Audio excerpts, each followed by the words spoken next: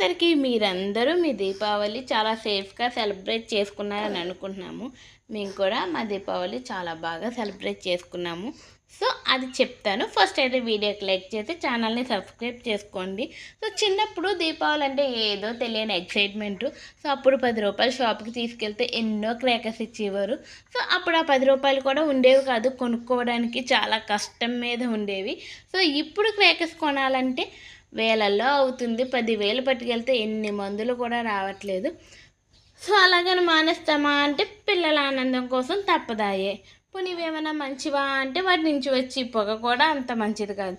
కానీ మా పెద్దోడు మార్నింగ్ నుంచి అమ్మకి వేకేస్ దీపావళి పొద్దున్నుంచి కాల్చాలని ఒక్కటే గోల. కాదమ్మా ఈవినింగ్ అని చెప్పినా వెళ్ళలేదు. ఎలాగైతేనో ఈవినింగ్కి క్రాకర్స్ అయితే కొనిపించేసుకున్నాం, కొద్దిగా తీసుకున్నాం పిల్లల కోసం. సో లక్ష్మీ పూజ అయిన తర్వాత దీపాలు అన్నీ పెట్టేసి డాబా పైకి వెళ్ళి కొన్ని క్రాకర్స్ అయితే కాల్చేసి సో అలా బెలూన్స్ వదిలేసి వచ్చేసాము. ఎందుకంటే అప్పటికే మా చిన్నోడికి చాలా బాగా నిద్ర వచ్చేస్తుంది.